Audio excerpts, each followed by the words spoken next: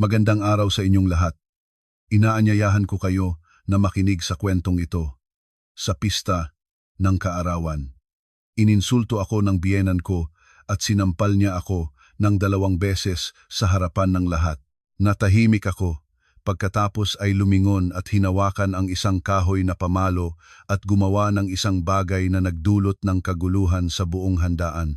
Ang 2 sampal ng aking biyenan sa gitna ng kaarawan niya ang siyang nagwakas sa 3 taon ng aking pagiging manugang na punong-puno ng pagtitiis. Sa halip na umiyak at magpakumbaba tulad ng dati, hinawakan ko ang kahoy na pamalo at pinukpok ang 5 palapag na mahal na cake ng buong lakas. Nang araw na iyon, kinarga ko ang aking anak at umalis sa impyernong iyon. Ang init ng Maynila sa mga araw ng Abril ay para bang naipon lahat sa maliit na kusina ng bahay ni Aling Corazon.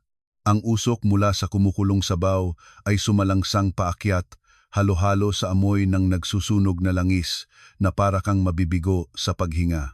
Nakatayo ako sa harap ng kalan. Ang likod ng aking damit ay basa sa pawis. Ang 2 kamay ko ay walang tigil na hinahalo ang ginisang baka habang sa aking balakang ay nakasabit si Baby Rosas na umiiyak ng walang humpay dahil sa init at antok. Ngayon ay ang handa ang kaarawan ng aking biyenang si Aling Corazon, 60 taon niya. Si Aling Corazon ay taong napakahalaga ng mukha, kaya hiningi niya na magluto kami ng 5 mahabang hanay ng pagkain para imbitahan ang lahat ng kamag-anak sa magkabilang panig ng pamilya at ang mga kaibigan niya sa Seniors Fitness Club.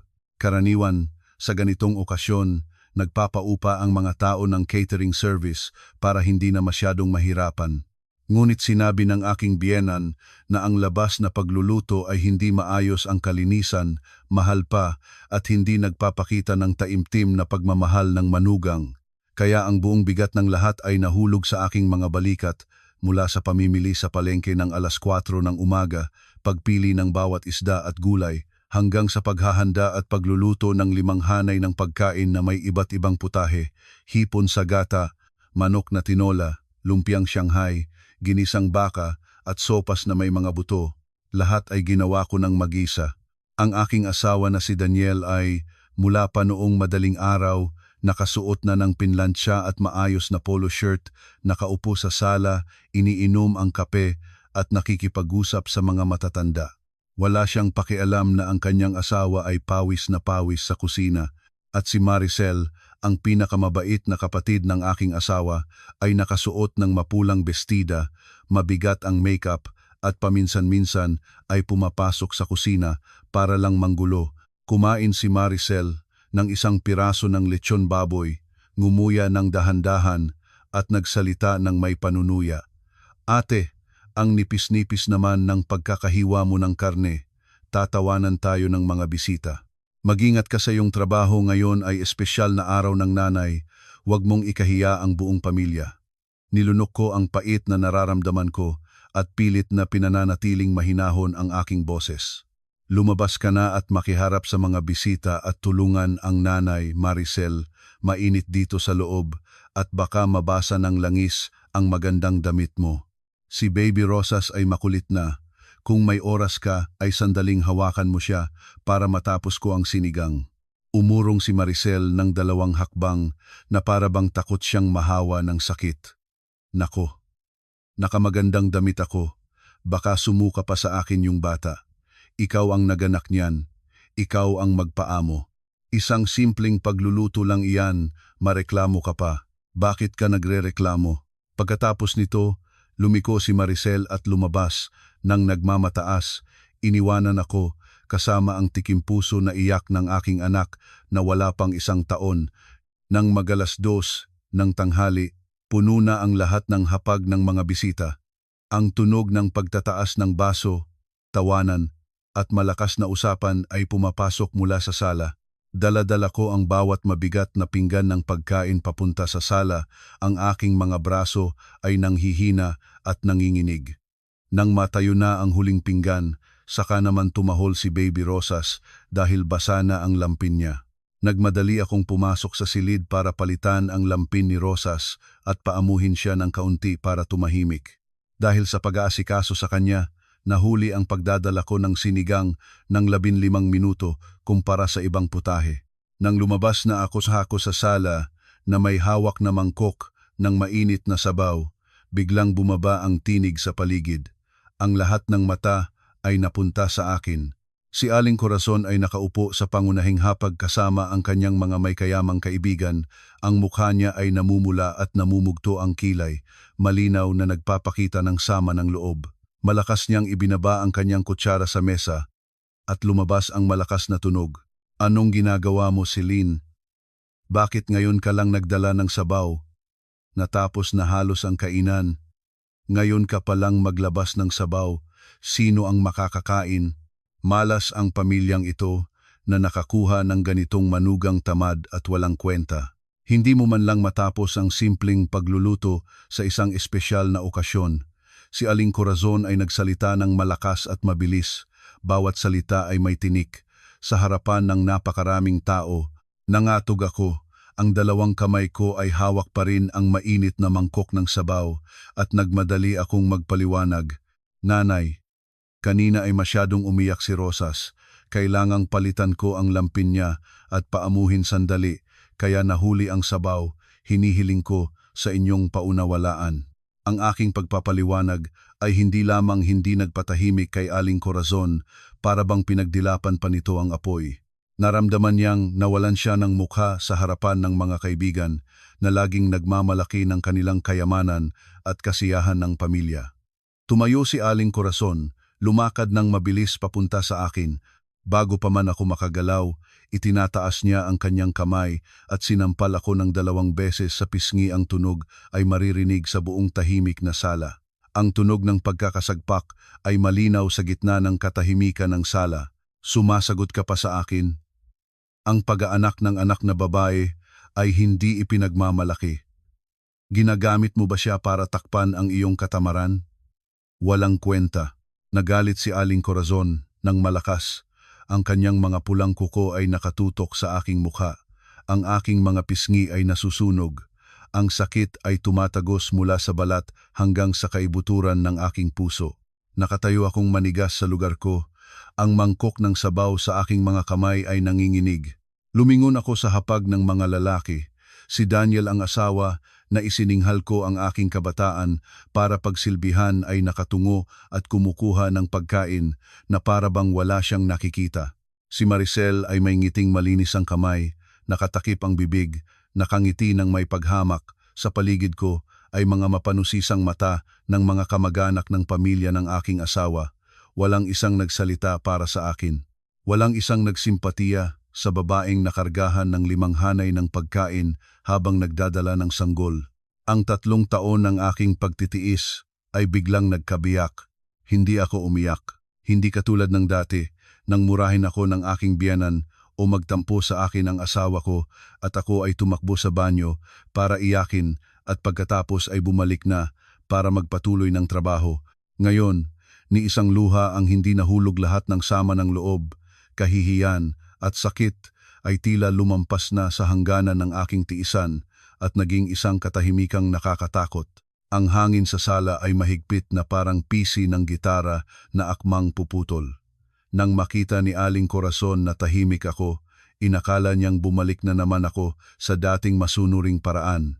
Nagmataas siya, humingi ng malamig at humarap pabalik sa kanyang upuan. Dahan-dahan kong ibinaba ang mangkok ng sinigang sa kalapit na mesa. Ang aking mga mata ay nanggagapang sa bawat mapagkunwaring mukha sa bahay na ito. Lumakad ako ng mabagal ngunit matatag patungo sa sulok ng sala. Doon ay may malaking kahoy na pamalo dating ginagamit para suportahan ang sirang bintana. Iniabot ko ang aking kamay at hinawakan ang pamalo. Ang bigat ng kahoy sa aking mga palad ay nagbigay sa akin ng kakaibang lakas. Si Aling Corazon ay katatapos lang umupo, lumingon na nakangiti sa kaibigan niya nang mapansin ang kakaibang bagay. Nagsimulang magturo at magbulong-bulungan ang mga tao. Itinangga ni Daniel ang kanyang ulo. Nakita akong lumapit na may hawak na pamalo at nangitim ang mukha niya. Sumigaw siya. Anong ginagawa mo? Ibaba mo ang pamalo ngayon din. Nagkunwari akong hindi narinig. Lumakad akong tuwid patungo sa gitnang mesa kung saan nakalagay ang isang napakalaking 5 palapag na cake magarang nakadekorasyon na tinangkilik ni Maricel gamit ang aking pera para ipagmalaki sa mga kaibigan ng kanyang ina. Sa tabi nito ay ang pangunahing hanay ng pinakamahal na pagkain. Nang walang atubili, inihawak ko ng 2 kamay ang pamalo, itinataas ng mataas at hinampas ng malakas at walang pagod pababa sa tuktok ng cake. Isang malakas na tunog ang lumabas. Ang 5 palapag na mahal na cake ay natibag, ang cream, ang tinapay, ang mga dekorasyon ay lumipad sa lahat ng direksyon. Isang malaking piraso ng cream ay tumilapon diretso kay Aling Corazon, dumampot sa kanyang mahal na balintong barong na tinahi pa lamang noong nakaraang linggo. Hindi pa ako huminto. Patuloy akong humampas ng pamalo sa pangunahing hanay ng pagkain. Ang mga mahal na plato ng porselana ay nalaglag sa lapag at nabiyak. Ang mga hipon, alimango, manok at sabaw ay nakakalat sa buong sahig. Ang buong sala ay sumabog sa mga sigaw ng takot. Ang mga kaibigan ng aking biyenan ay nagsiurong sa dingding. Ilang mga kamag-anak ay nagtaon para maiwasan ang mga pagkaing lumipad sa kanila. Si Aling Corazon ay namutla, hawak ang kanyang dibdib at humihingal, ang bibig ay nagsasalita ng walang malinaw. Si Maricel ay sumigaw, nakaturo sa aking mukha. Si Daniel ay lumundag papunta sa akin, itinataas ang kamay para hampasin ako ngunit mas mabilis ako, lumakad ng isang hakbang palikod at itinudla ang pamalo sa kanyang dibdib. Ang aking mga mata ay matulis at matalim na para kang natatakot, kaya natigilan si Daniel, ang kanyang kamay ay nabantad sa hangin. Tahimik ang lahat. Huminga ako ng malalim.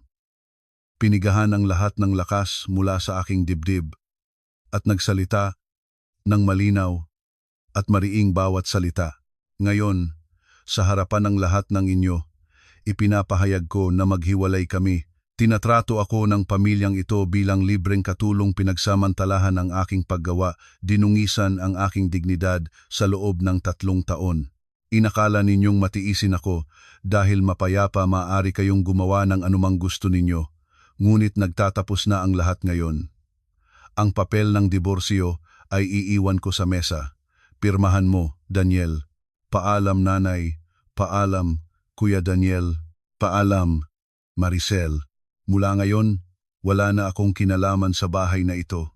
Pagkatapos nito, ibinaba ko ang pamalo sa sahig, lumiko ng tuwirang papunta sa silid tulugan. Nilock ko ang pinto, walang pakialam sa sigaw at sumpa ni Aling Corazon at sa pagkatok ni Daniel sa labas. Sa loob ng silid, kalmado ako ng kahanga-hanga. Kinuha ko ang malaking maleta, inilagay ang pinakamahalagang damit ng 2 naming ina at anak, tiningnan ko ang lahat ng mahalagang dokumento, ang vaccination record ni Rosas, at isang makapal na folder ng mga dokumentong maingat kong itinatago sa loob ng mahabang panahon. Kinarga ko si Baby Rosas, niyakap ng mahigpit, binuksan ko ang pinto ng silid, hinarap si Daniel na nakatayo ng walang masabi, at lumakad ako ng walang pagtingin. Si Aling Corazon ay nakaupo sa lapag na puno ng cream at pagkain, umiiyak at nagsisisi sa langit at lupa. Lumabas ako sa malamig na bakal na pintuan ng bahay na iyon, agad na humingi ng grab car na dumadaan. Umiikot ang sasakyan. Iniiwan sa likod ang impyernong dati kong naakalang tahanan. Nakaupo sa loob ng sasakyan, niyayakap ko ang aking maliit na anak na babae, nararamdaman ko ang aking puso na tumitibok ng mabilis, ngunit hindi dahil sa takot, kundi sa pinakamataas na pagpapagaan. Para bang nauunawaan niya ang nangyari, ang bata ay maamo na idinaop ang kanyang pisngi sa dibdib ng kanyang ina, ang malaki at mabilog na mga mata ay kumukurap-kurap at natulog ng mapayapa. Ang telepono sa aking bag ay paulit-ulit na tumunog. Kinuha ko ito at tiningnan. Ang screen ay nagpapakita ng dose-dosena ng napalampas na tawag mula kay Daniel, kay Maricel at sa ilang kamag-anak. Tumatawag sila para murahin ako o para pilitin akong bumalik at linisin ang kahihiyang sinayang nila. Ang aking labi ay napangisi ng may paghamak. Ang aking mga daliri ay walang pag-aalangang nag-slide sa screen at pinatay ko ang telepono. Ang itim na screen ng telepono ay parabang isang tuldok sa dulo ng madilim na panahon. Kinuha ko ang SIM card, pinagdalawa at inihagis sa bintana ng sasakyan papunta sa mainit na daan ng Maynila. Tapos naganap na kong pinuputol ang lahat ng koneksyon sa pamilya ng aking asawa. Tumingin sa akin ang driver sa salamin. May mapagkalingang tinig. Nasaan kayo ng dalawa, ate? May daladalang maraming gamit umuwi sa probinsya? Hindi, Manong, ihatid po ninyo kami sa Ninoy Aquino International Airport. Tumakas kami sa init ng Maynila. Ngumiti ako habang sumasagot, ang boses ko ay magaan at malaya. Sa paliparan, hinawakan ko si Rosas habang lumakad ng diretso sa counter ng last minute na ticket. Swerte, may natirang upuan pa sa flight papuntang Baguio City na aalis sa loob ng 2 oras. Kinuha ko ang bank card mula sa lihim na compartment ng aking pitaka. Ito ang pondo ko, ang tipon-tipon na kita mula sa pagmamanantili at pagsusulat ng gabi-gabi sa loob ng 3 taon. Hindi ito malaki, ngunit sapat para mabuhay nang malaya ang dalawa namin ng anak ko sa mahabang panahon. Hawak ang tiket sa aking mga kamay, naramdaman ko na para akong ibong pinalaya mula sa kulungan, naglalatag ng pakpak patungo sa kalangitan ng kalayaan. Lumipas ang eroplano, dinala kami ng dalawa ni Rosas, palayo sa mapangaliping lupa. Nang lumapag ang eroplano sa Luacan Airport, isang malamig na hangin na may amoy ng pino at ulap ay pumasok sa aking mukha, ganap na kakaiba sa mainit at malalansang hangin sa bahay ng aking mga biyenan. Malinis at dalisay ang hangin ng Baguio. Humingi ako ng taxi papunta sa sentro ng lungsod. Ayon sa rekomendasyon ng isang lumang kaibigan, naghanap ako ng isang premium homestay na nakatago sa gitna ng bundok ng pino. Ang silid na aking inupahan ay gawa sa pino, may mabangong amoy at malaking salamin na bintana na nakaharap sa ulap-ulap na lambak. Walang ingay ng trapiko, walang masakit na mga sumpa. Mayroon lamang awit ng hangin at tinig ng mga ibon. Inilagay ko si Baby Rosas sa malambot na puting kutson. Ang bata ay kumikilos, ibinukas ang maliit na mga kamay at natulog ng mapayapa. Lumakad ako sa balkonahe na suportahan ng kahoy na railing at huminga ng malalim para mapuno ng malamig na hangin ng Cordillera ang aking mga baga. Ang mga luha na matagal na pinigil ay biglang bumuhos, ngunit hindi iyon luha ng sakit at kahihiyan, iyon ay luha ng pagpapalaya. Mula bukas, hindi na kailangang bumangon ng 4 ng umaga para pumunta sa palengke, hindi na kailangang linisin ang bahay araw-araw, hindi na kailangang pakinggan ang mga mabuting salita ng biyenan at ang mapagmataas na ugali ng aking bayaw na babae. Ako lamang si Celine, isang libreng ina na bubuhay para sa aking sarili at sa anak ko. Sa mapayapang lungsod na Baguio, pahaharapin ko ang aking sariling kaluluwa na gumaling mula sa mga sugat na dinurugo sa mahabang panahon. Habang tinatamasa ko ang mga magaang na umaga, inuuminom ng mainit na ginger tea sa balkonahe ng maliwanag na Baguio sa loob ng 3 palapag na bahay sa Maynila, isang tunay na lindol ang nagaganap. Sa pamamagitan ng social media at mga salita ng ilang matandang kaibigan sa kapitbahayan, madali kong nailarawan ang kaguluhan sa bahay ng pamilya ng aking asawa. Pagkatapos kong umalis, ang handaang kaarawan ni Aling Corazon ay naging isang birong hindi mapawi sa alaala ng mga panauhin at kaibigan. Umalis ang lahat ng kamag-anak ng may kahihiyan at bulong-bulungan. Ang kasamang pagkain na may cream, sinigang, karne at mantika sa sahig ng sala ay walang maglinis. Si Aling Corazon ay nagkaroon ng mataas na presyon ng dugo at nahiga sa higaan ng umunggol at nagsusumpa. Ang kawalan ng libreng manggagawa ay agad na nagpakita ng kinahinatnan. Ang maruming damit ay nagsagsag sa washing machine at walang magsampay. Ang mga plato na marumi at nakababad sa langis ay nakapon sa lababo at nagbabaho. Ilang araw na walang nagluto ng kanin, kaya ang buong pamilya ay tuloy-tuloy na nag-order ng labas na pagkain na nagpalala ng ulcer ni Daniel. Si Maricel, ang pamangkin na sanay maging prinsesa, ay nagising isang umaga at walang almusal na inihain at nagsimulang sumabog at makipagtalo sa kanyang sariling ina.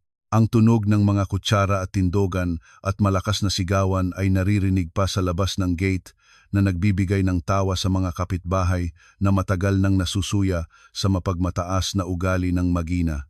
Ngayon may dahilan na sila para ikuwento ang lahat. Ang magandang manugang na napilitan sa pag-aapoy ay tumakas na.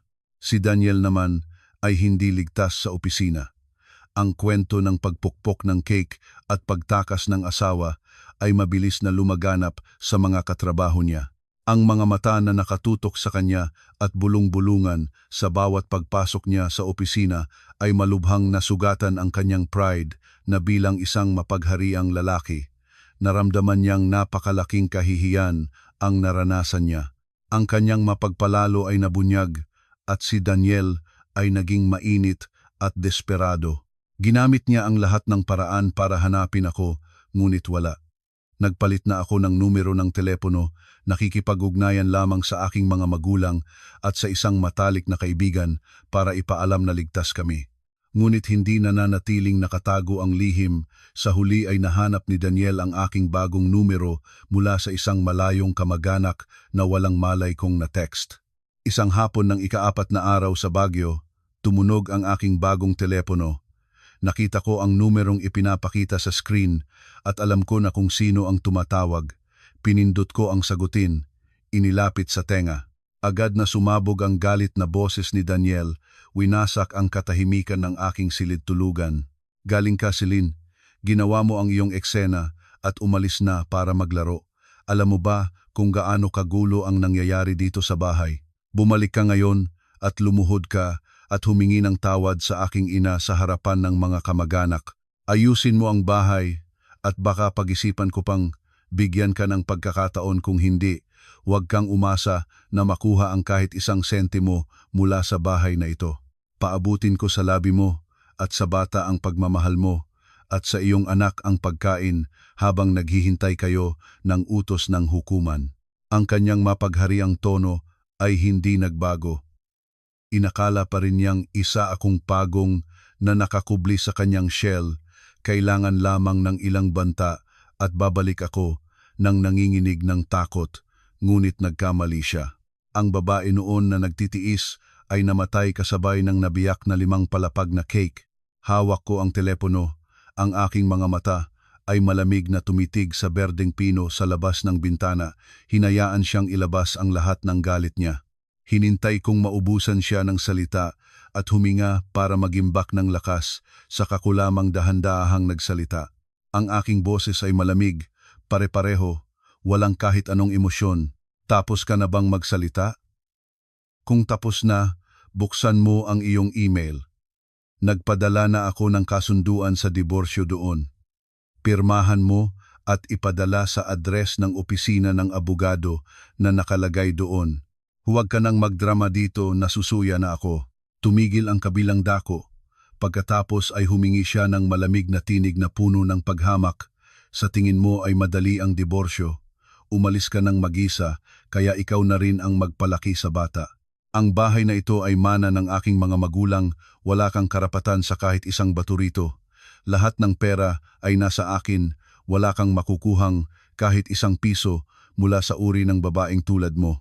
Ang sustento para kay Rosas ay wala ring hintayin mo ang abiso ng hukuman at makikita nating dalawa ang pagpasya na ilabas kayo ng korte nang walang kahit anong tinatago. Natatawang malakas, ang tawa ay puno ng tunay na saya at malalim na panunuya. Inakala pa rin niyang sobrang talino niya. Binuksan ko ang laptop sa mesa, ni-click ang isang encrypted na folder. Daniel, sa tingin mo ba ay 3 taon akong namuhay sa bahay na iyon ng isang hangal na katulong na nakatago lamang sa kusina? Buksan mo ang susunod na email na ipadala ko sa iyo, basahin mo ng maingat ang bawat pahina ng bank statement. Narinig ko ang tunog ng pag-type mula sa kabilang dako. Ilang segundo lamang, ang paghinga ni Daniel ay nagsimulang maging mabigat at mabilis. Sa mahabang panahon, lagi siyang nagdadahilan na mahirap ang negosyo. Binabawasan ang pera para sa gastos sa bahay. Pinipili akong gumastos ng sariling perang bumili ng gatas para sa anak. Ngunit sa katotohanan, lihim siyang kumukuha ng pera mula sa joint savings account namin at nag-aalis ng daan-daang libo para mabayaran ang utang sa sugal ng kanyang minamahal na kapatid na babae. Hindi lamang iyon, kumuha pa siya ng 12 ng libo para bumili ng life insurance para sa kanyang ina, kung saan ang mga benepisyaryo ay siya at si Maricel. Lahat ng transaksyon na ito ang numero ng account ng tatanggap, ang nilalaman ng paglilipat, ang petsa at oras ay nasa akin, ang kumpletong bank statement na may selyo ng bangko at ang lahat ng mensahe niya kasama ang mga nagpapautang. Sa tingin mo ba ay matatago mo ang lahat ng ebidensyang iyon kapag nasa hukuman na tayo? Ang boses ni Daniel ay nagsimulang manginig. Ang dating mapagmataas na tono ay nawala ng buo. Niimbestigahan mo ako ng lihim? Saan mo nakuha ang mga dokumentong iyon? Hindi ko sinagot ang hangal na tanong na iyon direkta, na akong nagbigay ng ultimatum. Ang kasalukuyang ari-arian natin ay isang savings passbook na may laman mula sa ating pagsasama. Ayon sa batas, kalahati ay para sa akin. Bukod dito, kailangan mong magbigay ng 7,000 piso bawat buwan bilang sustento para kay Rosas hanggang sa maging 18 siya. Kung mapayapang pipirmahan mo ang papel at ililipat ang pera, tahimik ako. Ngunit kung magmamarunong ka, agad na ipapasa ko ang lahat ng dokumentong ito sa hukuman at magpapadala ako ng kopya diretsyo sa iyong pangkalahatang tagapamahala. Ang iyong posisyon bilang assistant manager na kaawahan mong pagahon, pati na rin ang ilusyon ng karangalan ng iyong pamilya, sisiguraduhin kong mawawala ito nang walang matitirang kahit isang piraso. Ang katahimikan ay bumaba sa tawag. Ang katahimikan ng isang taong kababalik lang na nabunyag ang kanyang mga kasalanan at kahinaan. Naunawaan niya ang kalubhaan ng sitwasyon. Kung ang lihim na paglalabas ng ari-arian ay mabubunyag, hindi lamang mawawalan siya ng mukha sa opisina, haharapin niya ang panganib na mawalan ng trabaho at madurog ang kanyang reputasyon. Bibigyan kita ng hanggang bukas ng umaga para mag-isip. Ilipat ang pera sa aking bagong account. Ipadala ang diborsyo sa pamamagitan ng LBC. Huwag mo akong payaging mawalan ng pasensya. Ibinaba ko ang telepono, inilapag ang telepono sa mesa. Ang gintong liwanag ng hapon ng Bagyo ay sumalag sa silid. Niliwanagan ang aking mukha. Ang pangunahing pusta ay naipakita na at alam kong tiyak na yuyukod ang mahinang tao. Tama ang aking hula. Isang duwag at mapagmataas na tao tulad ni Daniel ay hindi kailanman manganib ng kanyang karera. Nang 8:00 ng umaga kinabukasan, ang telepono ko ay nagtanggap ng mensahe mula sa bangko. Isang malaking halaga, eksaktong kalahati ng pera sa savings passbook namin ay nalipat sa aking account. Ilang linggo ang lumipas, sa pamamagitan ng abogado na aking kinatawan sa Maynila, mapayapang pinirmahan ni Daniel ang papel ng diborsyo. Tinanggap din niya ang kondisyon ng 7,000 bawat buwan para kay Baby Rosas. Tinanggap ng hukuman ang papeles. Ang mga proseso ay maayos na lumipas. Pagkatapos ng halos 1 buwan, ang iyak puno at mapagsamantala sa akin na kasal ay sa wakas ay natapos sa isang desisyon ng hukuman. Hinawakan ang kopya ng desisyon ng diborsyo na ipinadala ng mabilis ng abogado sa Baguio, na alis ko ang 1,000 kilong bato na matagal na nagpipigil ng aking dibdib. Sa mga araw na sumunod sa bayan ng Baguio, ibinigay ko ang lahat ng aking oras para sa aking sarili at sa anak ko. Dinala ko si Rosas sa ilalim ng mga puno ng pino, huminga ng sariwang hangin, kumain ng mga masasarap na pagkain na hindi ko pa dati natikman. Sa isang maliit na coffee shop na malapit sa gilid ng bundok, nagkaroon ako ng pagkakataong makilala si Ate Marites. Siya ay isang licensed psychologist mula Cebu na narito para sa isang trabaho at pahinga. Sa ilang pag-uusap, napansin ni Ate Marites ang mga bakas ng kalungkutan na nakikita pa rin sa aking mga mata. Ikinwento ko sa kanya ang buong kuwento tungkol sa pamilya ng aking asawa, ang aking hangal na pagtitiis at ang pagsabog ng araw na iyon. Hindi siya naghusga. ni hindi niya ako pinagmungkahian na maging mapagpatawad. Hinawakan niya ang aking kamay. Ang boses niya ay mainit at tapat. Tama ang ginawa mo, Celine. Ang bulag na pagsakripisyo ay hindi kailanman nagdadala ng kaligayahan. Lumilikha lamang ito ng mga walang utang na loob na nananamantala. Matapang kang lumabas mula sa putik na iyon na iligtas mo ang iyong buhay at ang kinabukasan ng iyong anak na babae. Ngayon ay kailangan mong ganap na itapon ang lahat ng pagkapahiya bilang isang babaeng nakukulong sa kusina. Napakalawak ng langit sa labas. May talento ka, may kaalaman ka, ganap na makakagawa ng bagong maliwanag na buhay para sa iyong sarili. Ang matalino at malalim na pag-aral ni Ate Marites ay parang isang malamig na bukal na hinuhugasan ang lahat ng negatibong bagay at mga nakakaaliping imahe na natitira pa sa aking isip. Napagtanto ko na hindi ako isang talunan sa pag-aasawa, isa akong babae, nakatapos lang manalo laban sa aking sariling kahinaan. Ang paggaling mula sa loob ay nagbalik sa akin ng kumpiyansa at maliwanag ng ngiti na mayroon ako noong bata pa. Isang buwan ng pagpapahinga sa Baguio, nagpasya akong ayusin ang aking gamit. Ang pera mula sa ari-arian ay sapat para mabuhay nang maayos ang dalawa namin ng anak ko sa mahabang panahon. Ngunit hindi ako makakatamad magpakailanman. Kailangan ko ng trabaho, isang kapaligiran para makapagambag at mapatunayan ang aking sariling halaga. Ang Maynila ay ang lugar kung saan ako natumba at iyon din ang lugar kung saan tatayo ako muli. Kinarga ko si Baby Rosas, kinuha ang maleta at lumabas sa Loacan Airport na may ganap na bagong pag-iisip, handang humarap sa isang bagong labanan ng buhay ng may kaluwalhatian. Nang lumabas ako sa NAIA, nakita ko si Joanna na nagwa-wave ng malakas. Si Joanna ay ang aking matalik na kaibigan mula sa kolehiyo, isang malaya at malakas na babae na hindi kailanman pabor sa aking maagang pag-aasawa kay Daniel. Kasama niya si Romel, ang kanyang nobyo. Pareho silang nagmamadaling sumundo sa dalawa naming magina pagkaalam nilang bumabalik na ako. Nang makita niyang lumabas ako na may kalong na sanggol, tumakbo si Joanna, niyakap kami ng mahigpit, may luha sa mga mata. Payat ka ng husto, Celine. Ngunit mas maliwanag ang iyong mga mata kaysa dati. Halina't sama-sama tayo, walang dapat katakutan. Nandito kami ni Kuya Romel para alagaan ang dalawa ninyo. Lumapit si Romel at tinulungan akong buhatin ang mabigat na maleta, ngumiti ng matamis. Tama iyon, maliit ang aming bahay, ngunit laging bukas sa dalawa ninyo, ate.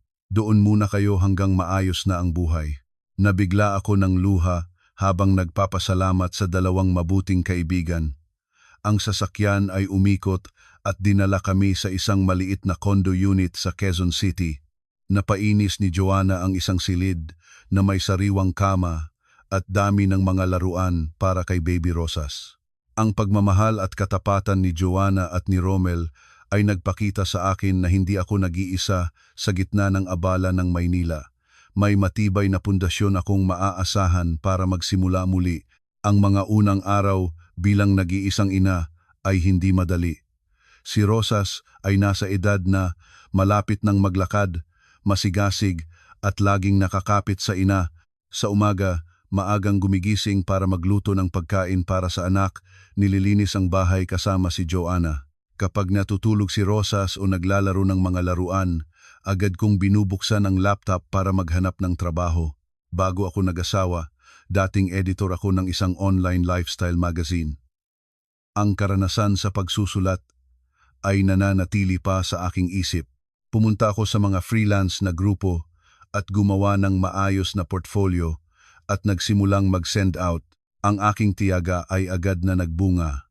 Kinabukasan, nakatanggap ako ng proyekto sa pagsusulat ng content para sa isang cosmetics brand. Nang gabing iyon, nang makatulog na si Rosas, tahimik akong naupo sa desk. Ang gintong ilaw ay nagniningning sa aking mga daliri habang mabilis na nagtatype. Ang bawat salita ay bumubuhos ng natural at malinaw, puno ng pag-unawa sa sikolohiya ng customer na naipon ko sa maraming pagsubok. Kinabukasan, ipadala ko ang artikulo sa kliyente. 2 oras lamang dumating ang feedback. Pinuri nila ang artikulo bilang mahusay, higit pa sa inaasahan nila at agad na naglipat ng bayad. Ang halagang 2,000 piso para sa unang artikulo ay hindi malaki, ngunit pawis at luha ang bawat piso niyon at napakahalaga. Pinatunayan nito sa akin na ang utak ko at mga kamay na ito ay lubos na makakagawa ng pera, lubos na makakapalaki ng 2 ina at anak ng may karangalan.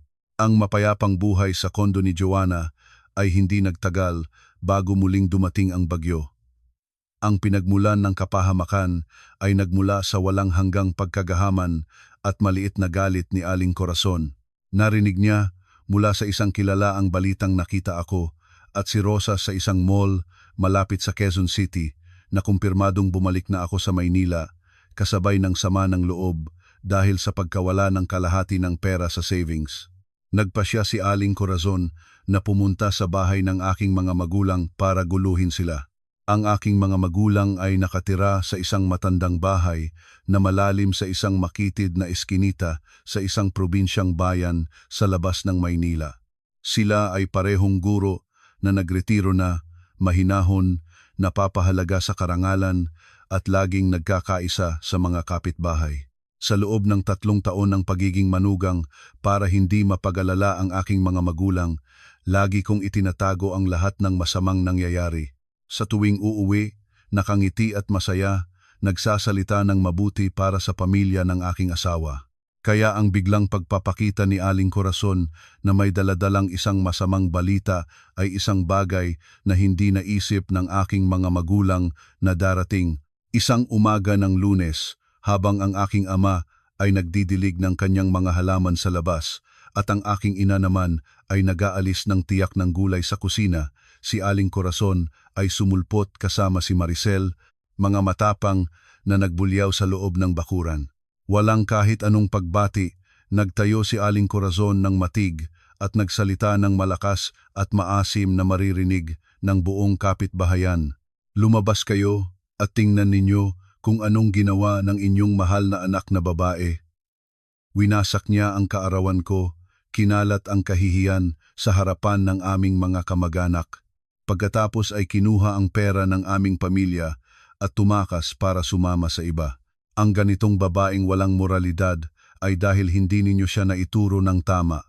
Ngayon ay kailangan ninyong tawagin siyang bumalik at isaulat ang 800,000 sa aking anak na lalaki.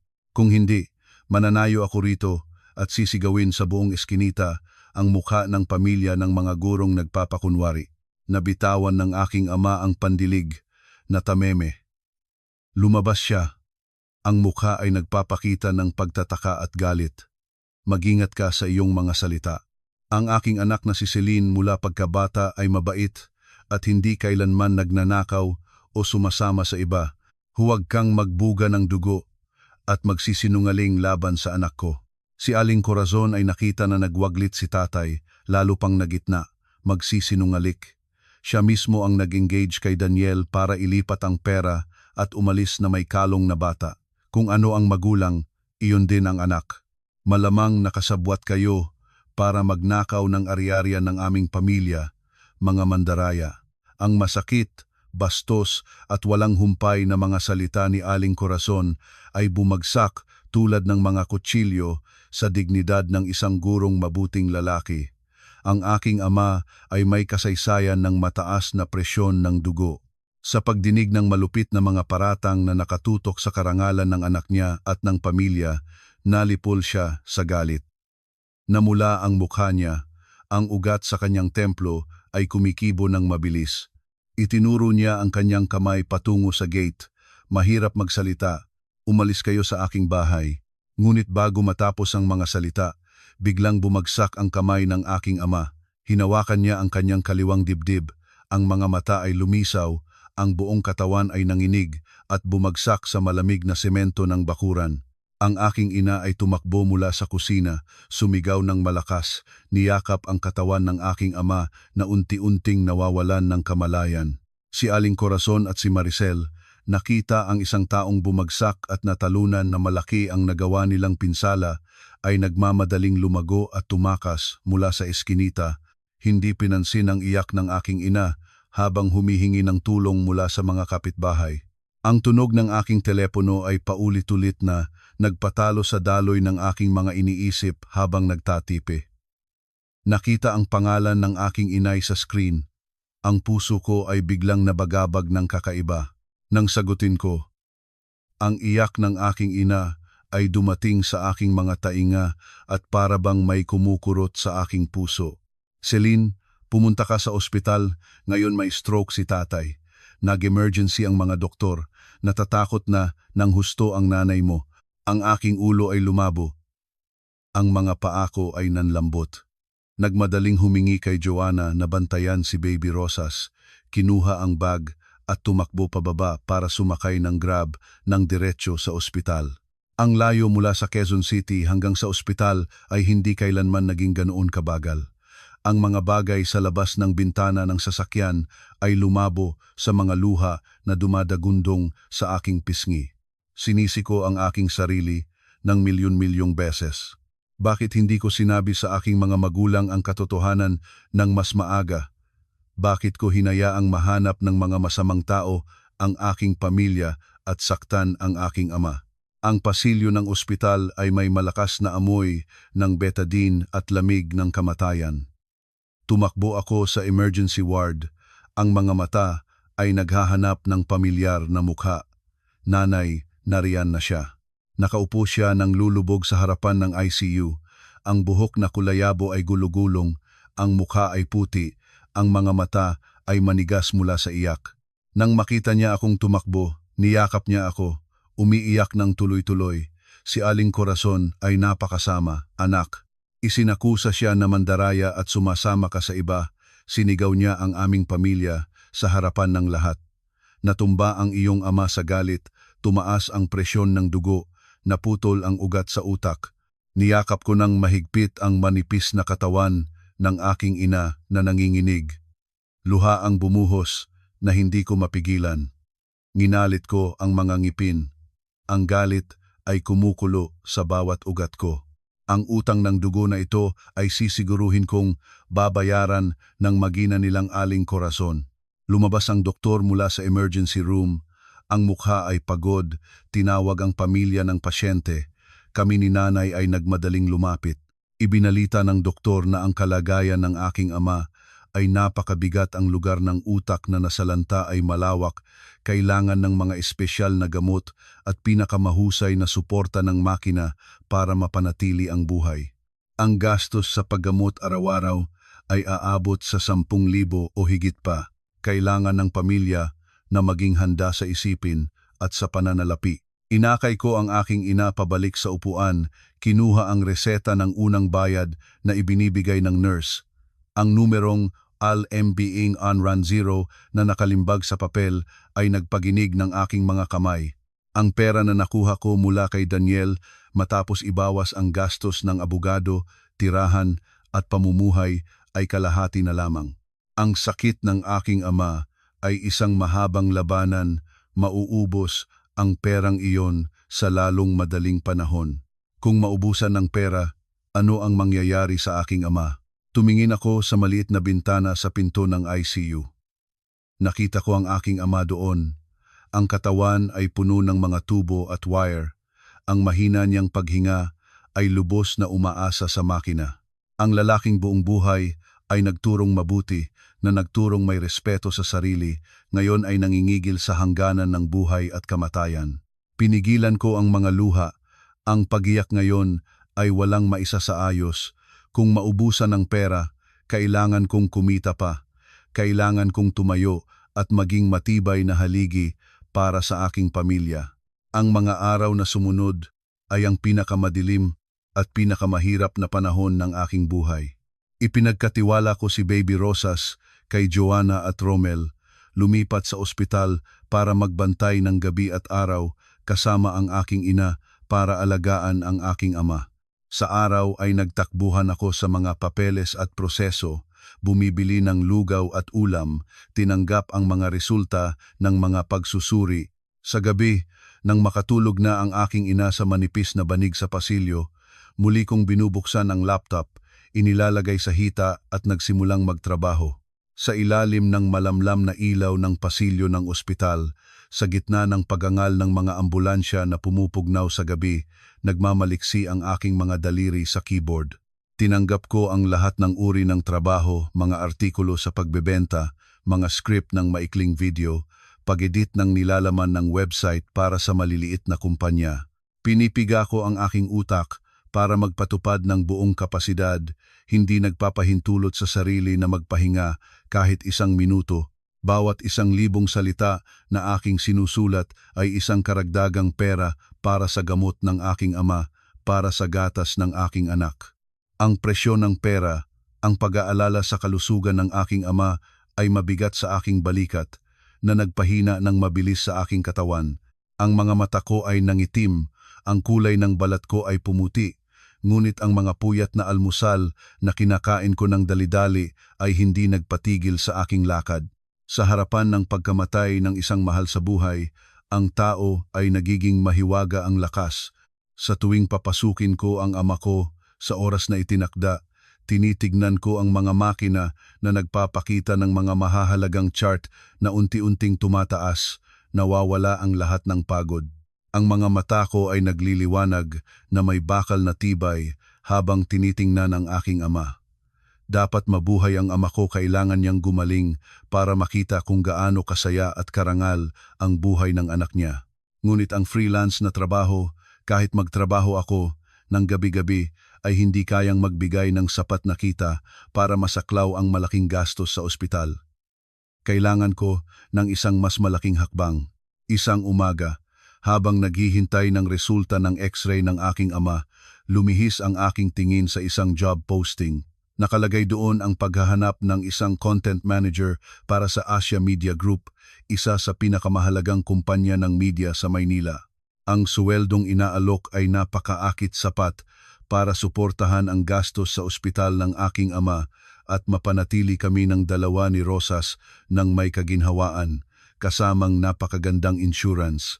Ang mga kinakailangan ay mahigpit, kailangan ng karanasan sa pamamahala, madiskarteng pag-iisip at kakayahang matiis ang mataas na presyon.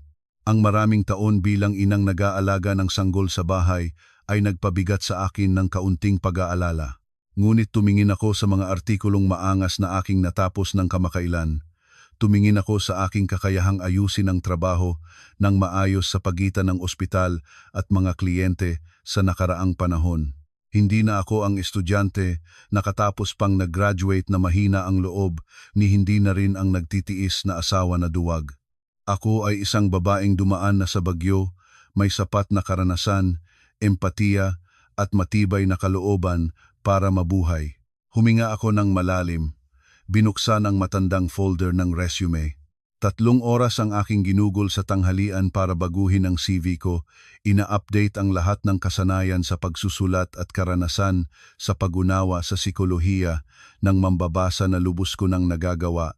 Nang may kumpiyansang naka-attach ang mga link sa pinakamagagandang artikulo na pinuri ng mga kliyente kamakailan, chineking ang lahat ng mali sa spelling ng huling beses, pinindot ko ang send button papunta sa HR ng Asia Media Group.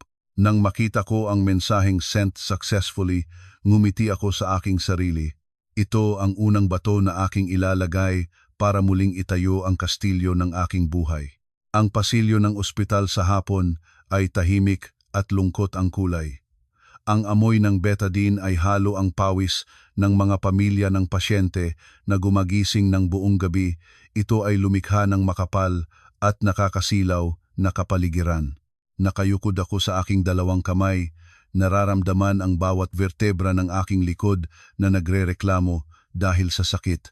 Ang aking ama ay nananatili sa ICU. Ibinalita ng doktor na may kaunting pagunlad, ngunit kailangan pa ring bantayan. Ang gastos sa ospital sa bawat araw na lumilipas ay parang isang makina na dumudurog sa aking mga natitirang ipon. Habang nakamata kong sarado para magpahinga ng kaunti, narinig ko ang tunog ng mga paa na mabilis na palapit sa akin. Ang tunog ng sapatos sa lapag ng mga kapirasong bulaklak ay pamilyar na nagpapagising sa aking pag-aalala. Bago ko pa man mabuksan ang mata, ay alam ko nang kung sino iyon. Nakatayo sa harap ko si Daniel, malayo ang hitsura sa kaaralan at maluwag na taingang lalaking katungkulan na dati siyang kinokilala.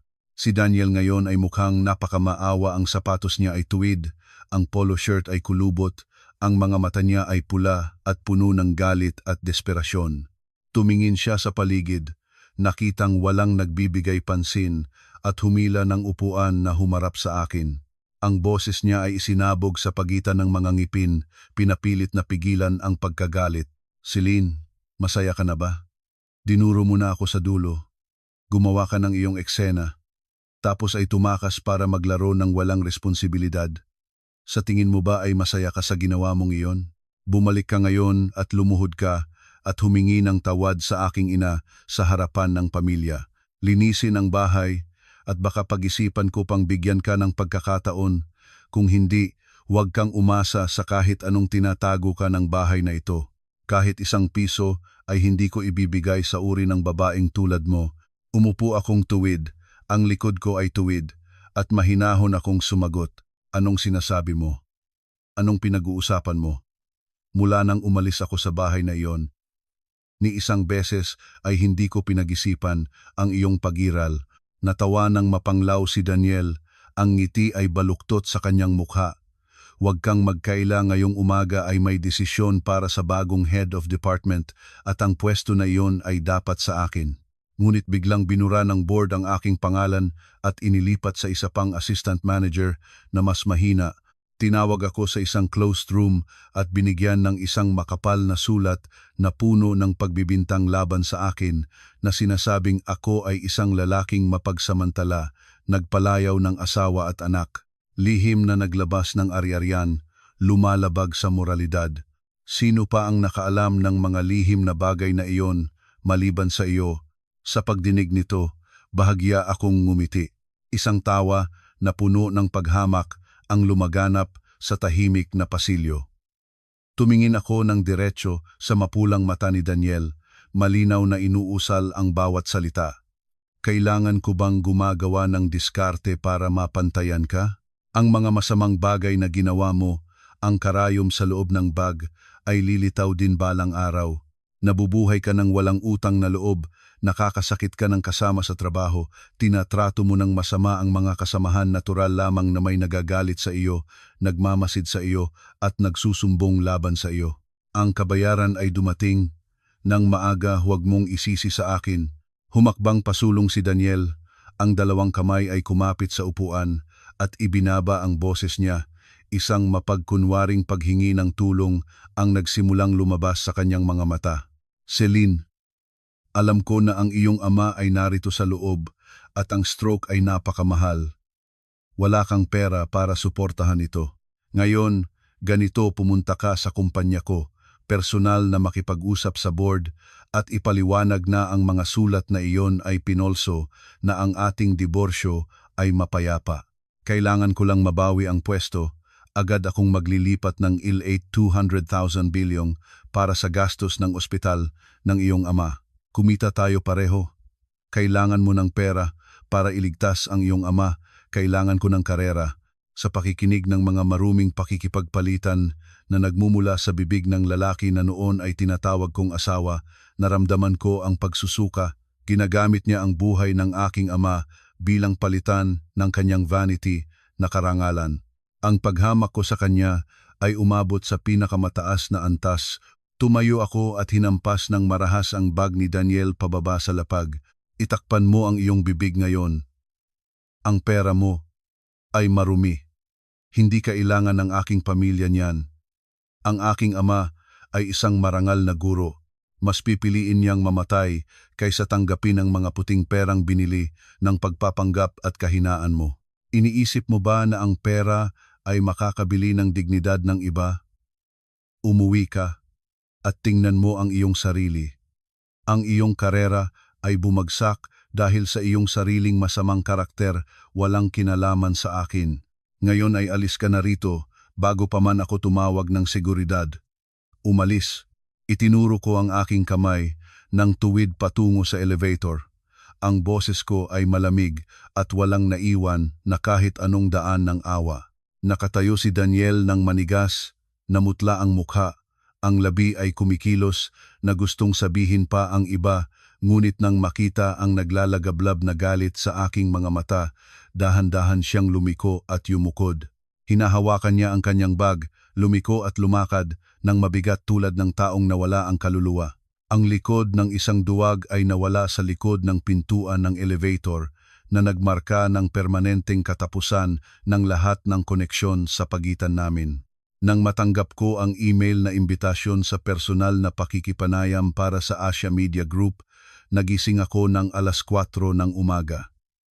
Ipinagkatiwala ko si Rosas kay Joanna mula pa noong nakaraang gabi. Ibinuhos ko ang lahat ng aking isipan para sa mapagpasyang umagang ito. Nakatayo sa harap ng malaking salamin sa banyo, maingat kong pininta ng kulay duhat na lipstick, naglagay ng manipis na foundation para takpan ang mga madilim na guhit sa ilalim ng mata. Pinili ko ang isang navy blue na blazer na maayos ang pagkakagawa. Ang loob ay isang puting sutlang blusa. Napakatagal na panahon mula nang maisuot ko ang damit na pandigma na ito. Ang nagbabalik na mukha sa salamin ay isang babaeng 30 taong gulang, matalino, panatag at mapagpasiya. Ang punong tanggapan ng Asia Media Group ay nasa isang mataas na gusali sa gitna ng Makati. Habang pumapasok sa marangyang labi na puno ng liwanag at malambot na musika, napansin ko na halos 10 aplikante ang naroon na. Karamihan ay mga kabataan, nakaporma, kumpiyansa at may mga bagong laptop na kalong kumpara sa kanila. Parang ako ay isang matandang kapatid na mula pa sa kusina. Ngunit hindi ako nanlumo. Ang karanasan sa buhay at ang mga sugat sa kaluluwa ay ang pinakamatatalas na sandata na wala pa ang mga kabataang ito. Ang pakikipanayam ay nagaganap sa isang grupong format at direktang presentasyon sa harapan ng lupon ng board. Ang posisyon ng content manager ay nangangailangan ng kumpletong estratehiya sa komunikasyon para sa isang linya ng produkto ng nutritional milk para sa mga bagong nanganak na kababaihan. Isa-isa na nagpresentasyon ang mga kabataang aplikante. Nagbibigay sila ng mga matapang na ideya, paggamit ng virtual reality, mga sikat na influencer para lumikha ng trend sa social media. Ang mga numerong pagsusuri ng merkado ay ipinakita ng maganda sa malaking screen, ngunit napansin ko ang isang malaking butas sa lahat ng presentasyon nila. Magaling silang nagsasalita tungkol sa anyo, ngunit ganap na kulang ang kaluluwa ng empatiya. Nang dumating ang aking pagkakataon na lumabas sa podium, hindi ako gumagamit ng makulay na slide. Hawak lamang ang isang panulat at sumulat sa puting pisara ng iisang linya, mga luha sa dilim. Ang 3 sa lupon ng panayam ay bahagyang nakunot ang kilay. Ang mga mata ay nagpapakita ng pag-uusisa. Nagsimula akong magsalita ng mahinahon, malinaw at may lalim. Mahal na board, ang mga kabataang nagpresentasyon kaninang-kani ay nagbigay ng napakamakabagong mga estratehiya, ngunit nakalimutan natin ang pangunahing katotohanan tungkol sa ating target na customer. Ang mga babaeng bagong nanganak ay hindi kailangan ng maganda at komplikadong larawan ng isang perpektong ina na laging nakangiti kasama ang malusog na sanggol. Ang katotohanan ay nag-iisa sila, pagod at puno ng kalungkutan sa loob ng 4 na dingding. Gumigising sila ng gabi para magpasubo. Kinakaharap ang katawang naluluma, kinakaharap ang pagwawalang bahala ng asawa at ang panuntok ng pamilya ng asawa. Tumigil ako ng isang sandali at tumingin ng diretso sa babae na direktor ng HR na maingat na nakikinig. Ang aking estratehiya ay nakatuon sa paglikha ng isang komunidad ng pagpapagaling. Ang produkto ng gatas natin ay hindi lamang isang inuming nagbibigay ng sustansya, dapat itong maging isang kaibigan na nakakaintindi ng kanilang sakit. Nagawa tayo ng isang serye ng maikling pelikula at tunay na dokumentaryo tungkol sa pinakamadilim na sulok ng pagiging ina. Magsasalita tayo para sa kanila para makita nilang ang pagod, ang galit, ang pagnanais na sumuko ay ganap na normal.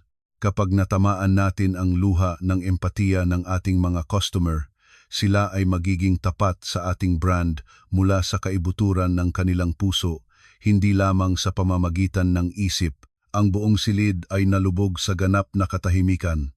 Bawat salitang aking sinabi ay hinugot mula sa aking sariling dugo at luha, mula sa mga araw bilang manugang sa pamilya ng aking asawa, mula sa 2 sampal ni Aling Corazon, mula sa pagwawalang bahala ng duwag na asawa. Walang mas matibay na estratehiya kaysa sa katotohanan. Ngumiti ang pangkalahatang direktor na nakaupo sa gitna, tuminog ang ulo, ang mga mata ay nagpapakita ng papuri. Ang iba pang aplikante ay tumingin sa akin nang may paggalang na halo ng pagtataka. Sa pagtatapos ng panayam, lumabas ako sa gusali ng may karangalang tindig. Ang langit ng Maynila ngayon ay malinis at maliwanag. Alam ko ng tiyak na ang posisyon ay nasa aking mga kamay na. 2 araw pagkatapos, tinawagan ng HR ng Asia Media Group ang pagtatanggap. Ang simulaing suweldo, kasama ang mga allowance at insurance, ay higit pa sa aking inaasahan. Sa trabahong ito, ganap kong mababayaran ang gastos sa ospital ng aking ama habang naaayos din ang buhay ng 2 ni Rosas. Ngunit ang buhay ay laging may hindi inaasahang likha. Sa gitna ng tanghali ng araw ding iyon, nakatanggap ako ng tawag mula sa isang hindi kilalang numero. Ang taong sa kabila ay nagpakilalang siya ay si Director Ramon Alcantara, isang pangalang kilala sa mundo ng independent documentary filmmaking. Sinabi niya na nabasa niya ang isang serye ng mga sanaysay tungkol sa kultura at pagkain ng iba't ibang rehiyon na aking isinulat 4 na taon na ang nakakaraan sa isang cultural magazine. Humingi siya ng pagkikita sa isang tahimik na coffee shop sa Makati para pag-usapan ang isang mahalagang proyekto. Ang pag-uusisa ay nagudyok sa akin na pumayag. Ang coffee shop ay puno ng nostalhiyang amoy ng kahoy at matapang na kape. Si Director Alcantara ay isang lalaki na nasa kanyang 40. Ang buhok na mahaba ay nakatali sa likod. Ang damit ay simple ngunit nagpapakita ng buhay na puno ng karanasan. Nang maupo siya, direkta siyang pumunta sa punto. Celine, naghahanda ako ngayon para simulan ang proyekto ng dokumentaryong pelikulang tinatawag na Sari-Saring Kuwento. Ito ay isang paglalakbay sa buong bansa, natuklasin ang mga simpleng pagkain sa lansangan at ang mga nakakaantig na kwento ng mga mahihirap na manggagawang naghahanap buhay. Mayroon akong mahusay na koponan ng cameraman, ngunit kulang ako ng scriptwriter na may malalim na kaluluwa. Sa pagbabasa ng iyong mga sulat, napansin ko na kaya mong makita ang sakit at kagandahan ng mga simpleng tao. Nais kitang imbitahan bilang pangunahing scriptwriter ng proyektong ito. Ang alok ni Director Alcantara ay parang kidlat na tumagos sa kaibuturan ng aking puso. Binuhay ang apoy ng sining na aking pinigil ng mahabang panahon dahil sa presyo ng pera at pamilya. Ang maglakad sa lahat ng lugar, ang magsulat ng tunay na mga kwento, ang mabuhay na tapat sa aking kaluluwa bilang manunulat iyon ang aking nagnungas na pangarap mula pa noong kabataan. Ngunit ang katotohanang naririto ay agad na nagbalik sa akin. Tumingin ako kay Director Alcantara, ang boses ko ay may kaunting kalungkutan. Lubos akong nagpapasalamat sa iyong mataas na pagpapahalaga, ngunit ang katotohanan, ang aking kasalukuyang sitwasyon ay napakaselang. Ang aking ama ay nakaospital at nangangailangan ng maraming pera para sa paggamot. Ang aking anak na babae ay napakaaliwan pa. Ang paggawa ng dokumentaryo ay nangangailangan na lagi akong malayo sa pagtatrabaho sa iba't ibang lugar, hindi ko maalagaan ang pamilya ko. Higit pa rito, ang bayad sa proyektong ito ay baka hindi kayang suportahan ang malaking gastos sa ospital ko. Maingat na nakinig si Director Alcantara, ang mga mata niya ay nagpapakita ng malalim na empatiya. Inilabas niya mula sa bag ang isang makapal na folder at inilagay sa mesa. Naiintindihan ko ang mga kahirapan mo. Totoo na ang paggawa ng sining ay hindi kayang magpayaman ng mabilis tulad ng pagiging manager sa mga malalaking kumpanya. Ngunit tingnan mo ang kontratang ito ng maigi. Ang aming proyekto ay napaswerte at nakatanggap ng malaking gawad mula sa isang internasyonal na pundasyon ng kultura. Ang bayad sa pangunahing scriptwriter ay hindi mababa. Bukod dito, Ang sponsor ay may isang condo unit na eksklusibo para sa mga eksperto ng proyekto na maaari mong tirhan ng 2 taon. Kung papayag ka, ikaw at ang iyong anak na babae ay makakapaglipat doon agad na magbabawas ng gastos sa upa. Ang oras para sa pagsasagawa ng pelikula ay flexible para makakita ka ng ama at anak mo ng madalas. Ang folder ay nakalagay ng maayos sa ibabaw ng kahoy na mesa. Ang alok ni Director Alcantara ay sobrang-sobrang kaakit at tama ang pinalo sa pinakamalim na hangarin ng aking kaluluwa. Sa isang banda ay ang trabaho sa opisina na tuyong-tuyo, ngunit napakalaking suweldo na nagbibigay ng ganap na seguridad. Sa kabilang banda naman ay ang landas ng sining na puno ng tinik, ngunit puno rin ng kalayaan at kaluwalhatian. Hinawakan ko ang tasa ng kape, tumingin sa mga patak ng itim na kape na bumabagsak sa kaibuturan. Ang loob ko ay nagdaraan sa isang marahas na labanan. Humingi ako kay Director Alcantara ng 3 araw para mag-isip bago gumawa ng panghuling desisyon. 3 araw ang lumipas na para bang isang siglo. Ang kalagayan ng aking ama ay nagkaroon ng malaking pagbabago. Nalagpasan na niya ang krisis. Ang tubo ay inalis na at inilipat siya mula sa ICU patungo sa regular recovery room. Ang buhay ay bumalik sa mukha ng aking ama na puno ng mga kulubot. Isang hapon, nagdala ako ng mainit na lugaw na isda sa ospital. Ang aking ina ay nagpahinga sa upuan sa tabi ng higaan. Maingat akong umupo, banayad na hinawakan ang magaspang na kamay ng aking ama na puno ng mga bakas ng karayom ng drip. Dahan-dahan na ibinuka ng aking ama ang mga mata niya, ang mahinahon at matalinong tingin ay lumipas sa aking manipis na mukha. Bahagyan niyang inilipat ang mga daliri para hawakan ang aking kamay ng mahigpit. Ang boses niya ay mahina, ngunit bawat salita ay malinaw at maunawaan. Ang aking anak na babae ay napakahirap na ngayon, nagawa ko kang pahirapan, patawarin mo ang iyong ama. Mabilis akong umiling.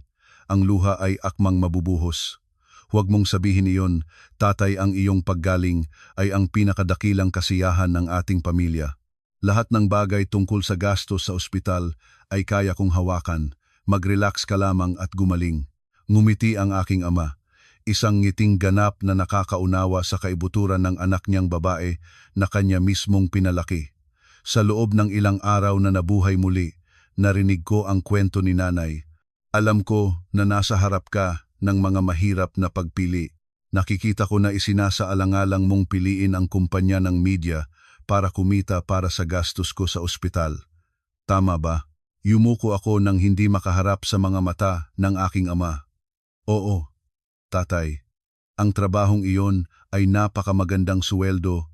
Makakapagtayo ako ng buhay para sa inyo at kay Baby Rosas ng may kasaganaan. Hindi ko maaring maging makasarili at habulin ang aking personal na pangarap sa oras na nangangailangan ng pera ang ating pamilya. Huminga ng malalim ang aking ama. Ang kamay niya ay banayad na pumalo sa aking kamay. Celine, tinuruan kita ng kaalaman.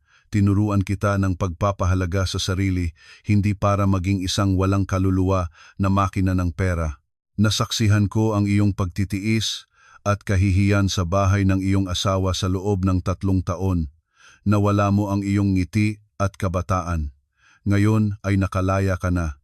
Gusto kong mabuhay ka ng tunay para sa iyong sariling pangarap. Kung matitiis mong gumawa ng trabahong hindi mo mahal dahil lamang sa pera para sa aking gastos sa ospital, mas pipiliin ko pang mamatay kaysa makita kang mabuhay nang nakalukob sa ganitong paraan. Pumunta ka sa pelikula, anak.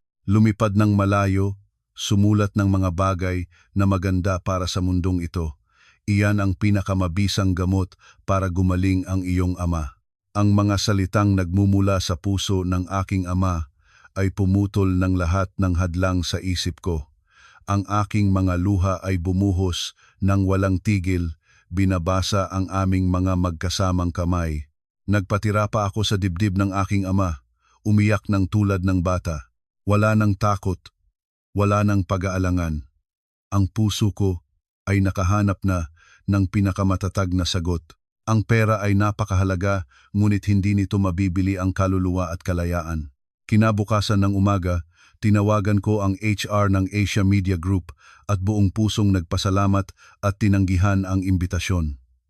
Kaagad pagkatapos, sumakay ako ng taxi ng diretso sa opisina ni Director Alcantara. Nakatayo sa harap niya, huminga ako ng malalim at malinaw na sinabi ang bawat salita. Director Alcantara, tinatanggap ko ang imbitasyon na maging pangunahing scriptwriter ng proyektong Sari-Saring Kuwento. Handa akong sumabak sa bawat daan kasama ang koponan. Sabay-sabay nating lilikha ng pinakatunay at pinakamagandang mga pelikula. Tumayo si Director Alcantara, ang maliwanag ng ngiti ay lumabas sa kanyang mukha na tuyo sa araw. Iniabot niya ang kamay para malakas na makipagkamay. Maligayang pagdating sa koponan, sigurado akong ang desisyong ito ang magiging pinakamagandang pagbabago ng buhay mo. Ang pluma ay handa na, pinirmahan ko ang kontrata nang walang pag-aatubili. Ang apoy ng pangarap ay opisyal na muling nasindi, mas maliwanag at mas makapangyarihan kaysa dati. Salamat sa espesyal na karapatan ng kontrata sa koponan ng pelikula, binibigyan ako ng susi ng isang premium condo unit sa Makati. Ang komplikasyon ng gusali ay may mahigpit na sistema ng seguridad, malawak na puno ng mga halaman at lahat ng modernong amenities. Isang linggo ng umaga, ang langit ng Maynila ay mataas at maamihan. Buong pusong tinutulungan ni Joanna at Romel na dalhin ang aming gamit mula sa kanilang tahanan patungo sa bagong kondo. Nakatayo sa harap ng makapal na pintuan, ipinasok ko ang susi sa kandado, bahagyang ibinulong. Nabuksan ang pinto, inaabutan ng bukas loob ang silaw ng umaga na bumuhos mula sa malaking bintana ng sala. Ang kondo ay maluwag na dinisenyo sa minimalist ngunit napakapino. Ang natural na sahig ng kahoy ay maliwanag, ang comfortable na sofa na kulayabo ay nakalagay sa gitna ng sala. Ang modernong kusina ay may kumpletong oven at range hood na walang bakas. Mula sa balkonahe, maaari ko pang tingnan ang buong abalang lungsod sa ibaba, lahat ay perpekto. Ganap itong kakaiba sa makitid at mamasamasa na silid at ang kusina na puno ng usok at langis sa bahay ni Aling Corazon. Kinarga ko si Baby Rosas at pumasok sa gitna ng sala. Nagabuloy ang bata ng tama ang mga mata sa bagong kapaligiran at pagkatapos ay kumidlat. Tumakbo siya sa paligid, ang tawa ay umalingaw-ngaw sa buong bahay. Tumingin sa anak na masaya, ang puso ko ay napuno ng pinakamataas na kaligayahan. Lumakad si Joanna sa tabi ko, niyakap ang balikat ng kanyang matalik na kaibigan. Kahanga-hanga, Celine, sa wakas, ay mayroon ka ng isang maayos na tahanan para sa dalawa ninyo. Mula ngayon ay isara mo ang pinto ito ang iyong sariling kaharian, walang sinuman ang may karapatang manggilalas o magmaltrato sa iyo, maligayang pagdating sa tunay na kalayaan. Bumalik din si Romel na kaunting tulong sa pagdadala ng bag ng mga laruan ni Baby Rosas at ngumiti ng palapad. Parehong kami ni Ate Joanna ay iniisip na lubos kang tama sa pagpili ng pelikula, natutupad ang pangarap at may magandang tirahan pa. Pagkatapos maging maayos ang trabaho mo, hindi na rin malaking problema ang gastos sa ospital ng tatay mo. Tamasahin na ng dalawa ninyo ang bagong buhay. Sama-sama naming inayos ang lahat ng kasangkapan. Isang silid na may bintana na silaw ang ginawa kong silid tulugan ni Rosas na may mga dekorasyon ng magagandang hayop sa dingding. Ang natitirang silid ay aking nilagyan ng maluwag na desk na nakaharap sa bintana doon na ako magsusulat ng mga script sa susunod na mga araw. Gabi ng unang gabi sa bagong kondo, pagkatapos umalis ni Joanna at Romel, naghanda ako ng mainit na tsaa. Si Rosas ay maayos nang natutulog sa kanyang malambot na higaan. Lumabas ako sa balkonahe na suportahan ng salaming railing at uminom ng isang higop ng tsaa. Ang hangin ng gabi ay malambot sa balat, nagdadala ng kaginhawaan. Ang Maynila sa gabi ay nagliliwanag ng iba't ibang kulay ng ilaw. Itinaas ko ang kamay para ayusin ang aking gulo-gulong na buhok, ngumiti sa aking sarili. Nagmula ako sa pinakamalalim na kahihiyan, pinukpok ang mga tanikala na nagpipigil sa akin, nalampasan ang matinding sakit ng aking ama at nakatayo ako rito ngayon. Ang bagong bahay na ito ay hindi lamang isang tirahan, ito ay simbolo ng kasarinlan, ng kaluwalhatian at ng karapatang tukuyin ang sariling kapalaran bilang isang babae.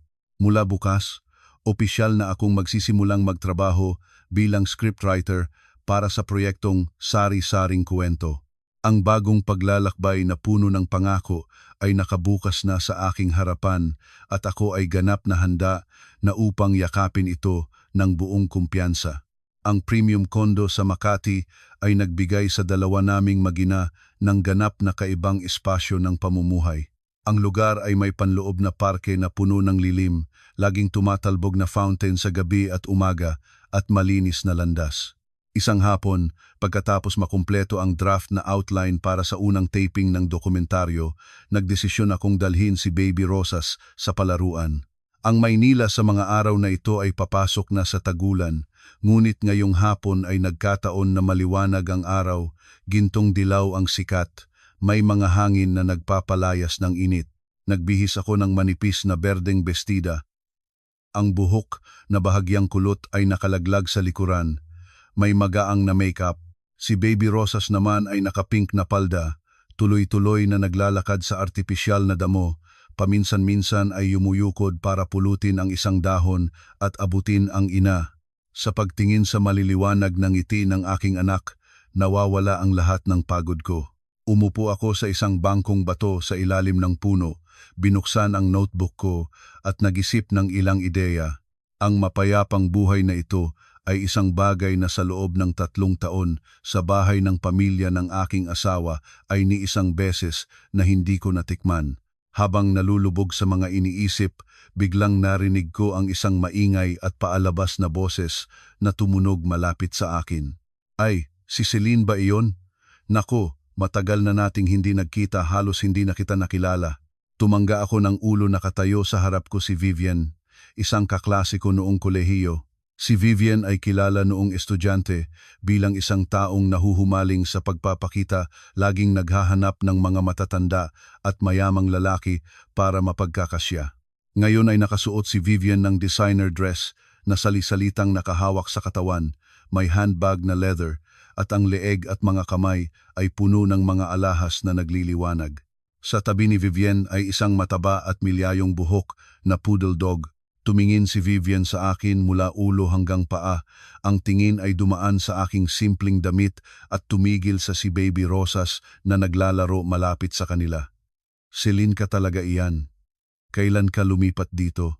Nabalitaan ko sa mga kaibigan mo na sinira mo ang pagdiriwang ng iyong biyenan at nagdiborsyo na may bitbit na maleta at walang kahit aning tira. Inakala ko ay bumalik ka na sa probinsya. Hindi ko inaasahan na makikita kita rito. Nakatira ka ba sa mga kwarto sa malapit na eskinita at nagdadala ng bata rito sa parka? Mahigpit ang seguridad dito. Kapag nakita ng mga bantay ang mga taong hindi nila kilala, pinapaalis nila. Nangungusap si Vivian ng may pagmamataas na may kasamang panunuya at paghamak. Mahinahon kong tiniklop ang notebook at inilagay sa hita ko.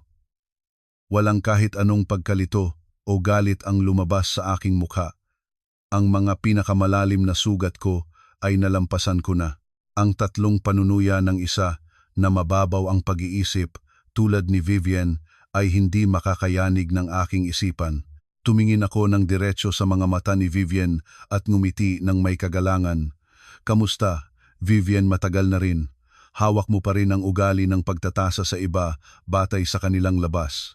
Hindi ako nakatira sa eskinita. Nakatira ako sa ika-15 palapag ng pangunahing tore nang hindi malayo sa likuran mo diyan. Nagpalaki si Vivian ng mata. Ang hitsura ay nagpapakita ng pagdududa. Nagsisinungaling ka ba? Ang minimum na upa ng isang kondo dito ay 125,000 sa isang buwan. Ang presyo ng pagbili ay 10 milyon pataas. Katatapos mo lang ng diborsyo, ng walang trabaho, saan ka kukuha ng pera para doon? O baka naman nagkaroon ka na ng bagong sponsor na mayaman. Tumayo ako. Ang likod ko ay tuwid. At ang boses ko ay pare-pareho at malinaw sa gitna ng katahimikang hardin. Vivian, ang iyong kaligayahan ay ang mga nasa sa pitaka ng lalaki ang humiling para mabigyan ng mga branded na gamit at isang tirahan. Ang aking kaligayahan naman ay ang kalayaang ginawa ng aking sariling mga kamay. Wala akong nagpapanayang mayamang lalaki. Ang kondo na aking tinatirhan ay ibinibigay ng internasyonal na pundasyon ng proyekto sa akin bilang pangunahing scriptwriter ng isang dokumentaryo. Kaya kong kumita ng sariling pera, kaya kong palakihin ang aking anak na babae, kaya kong bayaran ang gastos sa ospital ng aking ama nang hindi kailangang tumingin sa mukha ng kahit sinong lalaki. Humakbang ako ng isang hakbang palapit. Ang tingin ko ay tuwid na tumulos sa pagkalito na unti-unting lumalabas sa mukha ni Vivian na puno ng makeup. Nagsisisi ka ba para sa posisyon at mataas na bahay ng dating asawa ko? Alam mo bang sa bahay na iyon ay kailangang maging katulong akong walang bayad? Lagi akong lumuhod sa paglilinis, lumunok ng luha sa bawat pagmumura ng biyenan. Hindi iyon isang matibay na pundasyon, iyon ay isang kulungang bakal ng kaluluwa. Ipinagmamalaki mo ang kondo na ibinigay sa iyo ng asawang direktor, pero sigurado ka bang bukas ay hindi niya bilhin ang isang kondo para sa mas bata at mas magandang babae?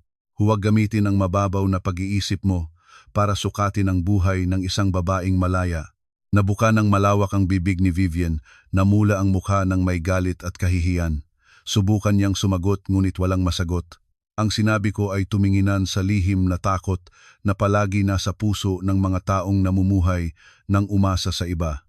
Hindi ko na nais pang makipagtalo banayad na lumuhod para kunin si Baby Rosas. Maligayang katanghalian sa iyo at sa kayamanan ng iyong asawa. Ako naman ay abala ng mag-enjoy sa aking sariling kalayaang buhay. Paalam, lumiko ako at lumakad ng panatag at maayos patungo sa maringal na lobby ng gusali. Sa likuran ko, nananapat ang paa ni Vivian sa lupa. Hinihila ng malakas ang tali ng aso at buong galit na lumayo sa kabila. Ang maliit na labanan na ito ay hindi nagpabagal sa akin ng kahit 5 minuto, lalo lamang nitong kinumpirma ang isang bagay. Ang aking desisyong itapon ang nakaraan ay lubos na tama. Isang babae ay tunay na may halaga at tinig lamang kapag siya ay nakatayo ng mag-isa sa kanyang sariling mga paa. Ang buhay ay dumaan ng tahimik ng ilang buwan. Ang proyektong Sari-Saring Kwento ay napakamaayos ang takbo. Abala ako sa mga maikling paglalakbay sa mga probinsya malapit sa Maynila, naglulubog sa mga kwento ng buhay na puno ng emosyon para makapagsulat ng mga script na may kaibuturan. Kahit abala, lagi akong puno ng lakas. Hanggang sa isang huling linggo ng gabi, hinimok ni Joanna at Romel si Joanna na pumunta sa aking kondo para kumain ng nilaga. Sa habang inihuhulog ang mga gulay sa kumukulong sabaw, nagsimulang ikwento ni Joanna ang mga nabalitaang balita mula sa pinsan niyang nakatira malapit sa dating bahay ng aking asawa. Sa pakikinig ng pangalan ng pamilya na iyon, bahagyang napigilan ang aking kamay na may hawak na kutsara, ngunit agad itong naibalik sa katahimikan. Isang piraso ng karne ay kinuha ko para sa plato ni Joanna at ngumiti habang tinatanong kung anong nais niyang ikwento. Celine, hindi mo alam ang bahay na iyon ay gumuho na ngayon. Napakaklaro ng karma, sabi ni Joanna. Naalala mo ba si Maricel, ang palangga at mapagmataas na kapatid ng iyong dating asawa na laging nanggugulo sa iyo? Noong nakaraang buwan ay ikinasuhan siya ni Aling Corazon sa isang mayamang pamilya sa Malate, napakaraming selebrasyon sa kasal. Pero alam mo ba, hindi pa isang buwan ay itinapon na siya pabalik sa bahay ng magulang niya. Si Romel na nakaupo sa tabi ay nagtanong rin ng may pag-usisa. Tiningkasan ni Joanna ang hita ng isang beses, ang boses ay puno ng panunuya. Ang ugali ng pagtamad ay nakaugat na sa dugo niya. Sa bahay ng asawa ay nagising pa lamang siya ng 10:00 ng umaga. Ang biyenan niya ay nagluto at naghain, hindi pa niya ito gustong kainin at nag-order na lang ng labas para sa sarili para magmukhang mahalaga. Ang mga damit ay nakakalat sa lahat ng sulok at inaasahang ang katulong ang lilinisin. Nang pinagalitan ng biyenan niya, nagtampo siya ng malaki, sinabi na sa bahay ng kanyang ina ay hindi kailanman sinangkalan ang kanyang mga kamay. Ang pamilya ng asawa niya ay naturuan at hindi hayop, hindi katulad ng mga mapagtiis.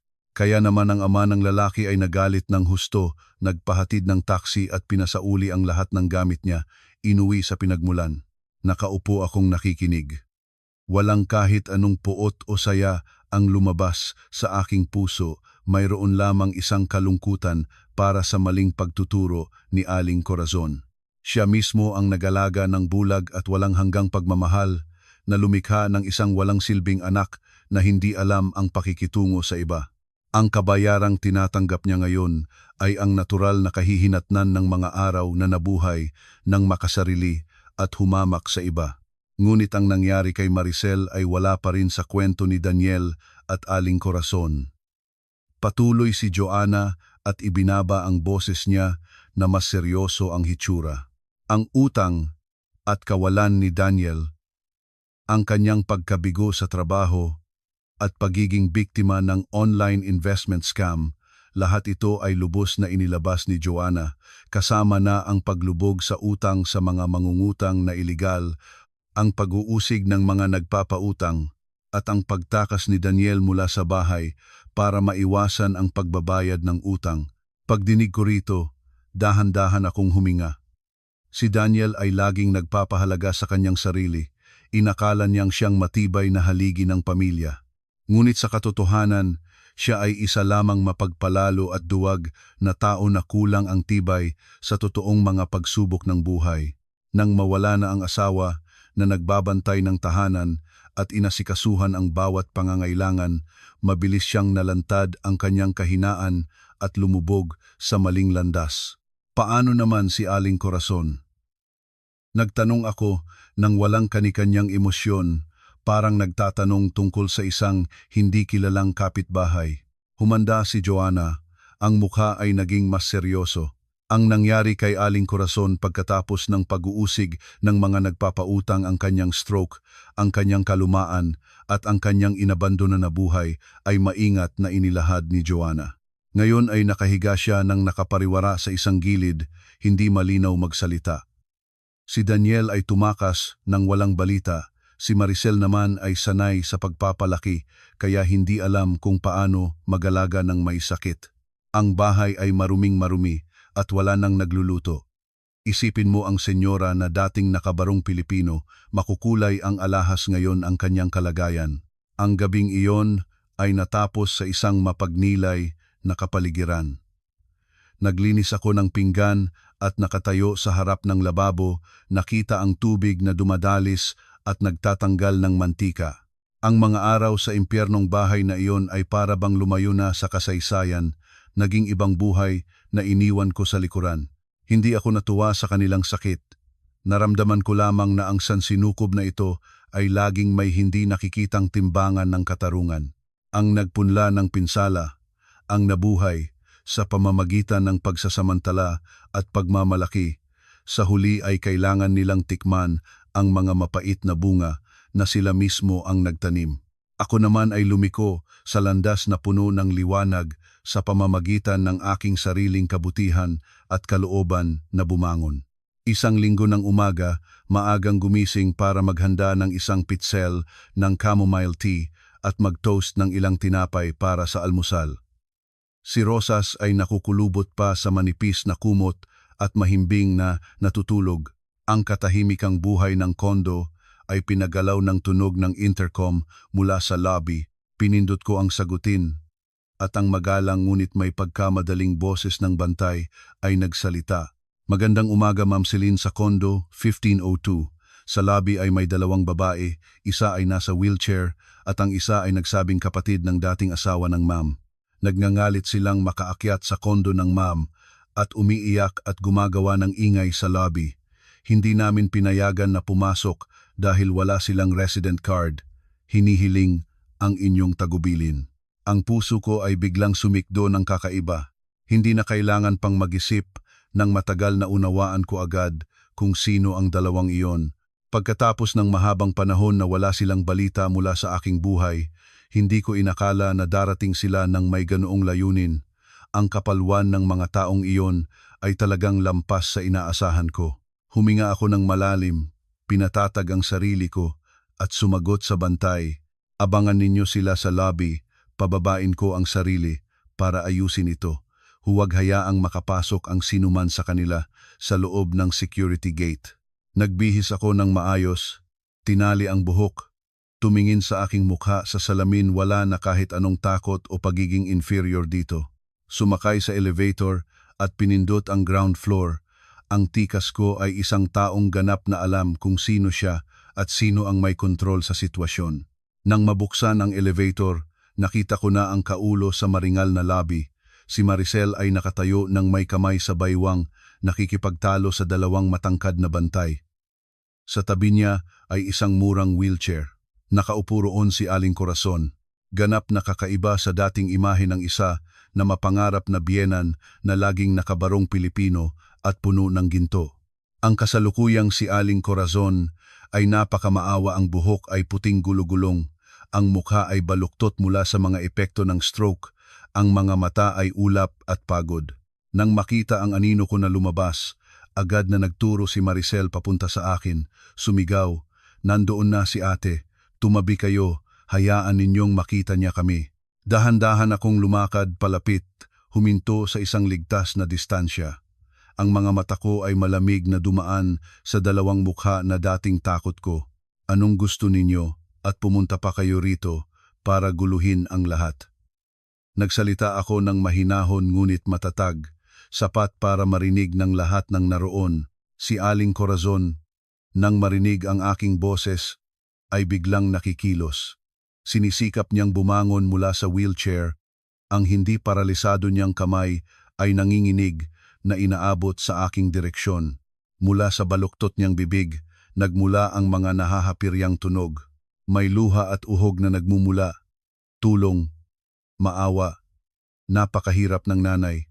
Tumakas si Daniel, walang mag-alaga. "Hayaan mo akong makita ang apo. Huwag nang iwan ng anak mong babae." Bawat salita ay mahirap ipinatakas, puno ng kawawa-awang paghingi. Si Maricel sa tabi niya ay nagpalit din ng kilos, wala na ang dating pagmamataas at lumipat sa napakagusting boses. "Ate Celine naman, ang bahay namin ay puno ng utang at malapit ng daluhong ng bangko. May sakit ang nanay namin, wala kaming pambuhay. Kaawaan ninyo ang nanay, kaawaan ninyo ang dugong Villarreal. Pumayag ka lang na dalhin namin ang nanay rito. Magsasabi akong magiging mabait at tutulong sa iyo magalaga kay Rosas at maglinis." Nakatayo akong may nakatiklop na mga braso sa harap ko, mahinahon na tinitingnan ang eksena ng pagmamaawa na nagaganap sa aking harap. Ang simpatiya sa akin ay namatay na noong araw na sinampal ako ng 2 beses sa harapan ng napakaraming tao.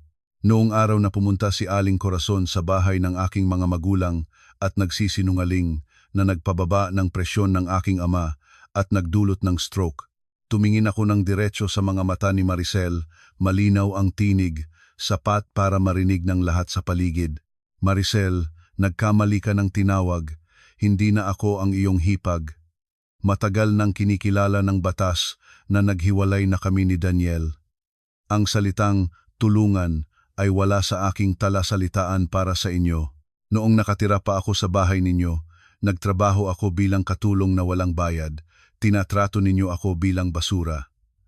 Nang umalis akong may kalong na anak ko, sinumpa ninyo ako sa lahat ng paraan." Sinubukan ni Aling Corazon na pumunta sa bahay ng aking mga magulang at magsinungaling na nagbunga ng stroke ng aking ama.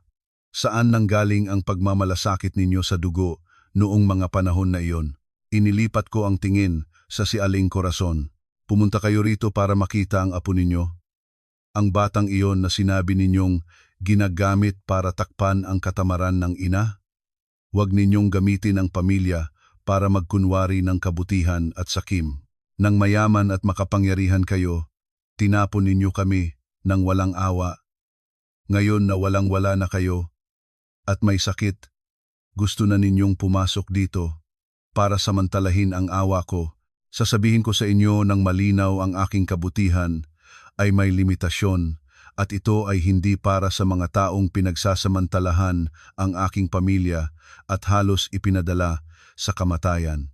Lumiko ako patungo sa pinuno ng seguridad. Ang tono ko ay matatag at may awtoridad ng isang taong nagpoprotekta sa kanyang sariling tahanan. Kuya Bantay, pakiitala ang mga mukha ng dalawang babaeng ito mula ngayon at hindi na sila dapat payagang pumasok sa kahit anong bahagi ng lugar. Kung may anumang gulo sila, direkta na kayong tumawag ng pulis para ayusin. Pagkatapos nito, lumiko ako at lumakad ng tuwid patungo sa elevator. Ang tunog ng iyak na puno ng kawalan ng pag-asa ni Aling Corazon at ang boses ni Maricel na sumigaw ng walang lakas ay tumaas sa aking likod. Ngunit ang mga tunog na iyon ay hindi nagpabagal ng kahit isang segundo sa aking paglakad. Nagsara ang pinto ng elevator at naiwan ang lahat ng karumal-dumal at masama ng nakaraan sa labas. Sarili kong pinutol ang huling pag-asa ng kanilang pagdidikdik, iniingatan ng buo ang kapayapaan ng maliit na tahanan ng dalawa naming magina. Ang proyektong Sari-Saring Kuwento ay sumailalim sa halos 1 taon ng pagtatala sa iba't ibang lugar. Sa wakas ay umabot na ito sa post-production stage at pinalabas ang mga unang episode. Ang paglalakbay sa mga makitid na eskinita ng Maynila at sa mga lalawigan ay nagbigay sa akin ng walang katumbas na material para makapagsulat ng mga script na puno ng hinga ng buhay. Ang unang episode ay nagkukwento ng buhay ng isang matandang lola na nagbeb-enta ng mami sa Divisoria, isang babae na nag-alaga ng 5 may kapansanang anak sa loob ng 40 taon sa pamamagitan ng isang kariton ng mainit na sabaw. Ibinuhos ko ang lahat ng empatiya ng isang inang dumaan sa kahirapan para mapino ang bawat salita ng pagsasalaysay, bawat linya ng dialogo. Nang mapalabas ang pelikula sa pambansang telebisyon at sa digital platform ng sponsor, agad na lumikha ito ng malakas na alon sa komunidad. Milyon-milyong panonood, libu-libong komento na nagbabahagi ng malalim na pagkagalaw. Pinuri ng mga tao ang tunay na mga larawan. Pinuri ang pagsasalaysay na puno ng pagpapahalaga sa tao, isang bagay na tumatamid sa pinakamalambot na bahagi ng puso ng mga manonood. Ang tagumpay ng proyekto ay lampas sa inaasahan. Si Director Alcantara sa handaan ng pagdiriwang ay nagtaas ng baso ng alak at lumapit sa aking harapan ng may pagmamalaking ngiti. Celine, kailangan kong magpasalamat sa iyo. Ikaw ang kaluluwa ng pelikula. Ang paraan ng iyong pagkukwento sa pamamagitan ng mga salita ay nagpahalaga sa mga larawan ng pelikula na kinuha namin mula sa kaibuturan ng buhay.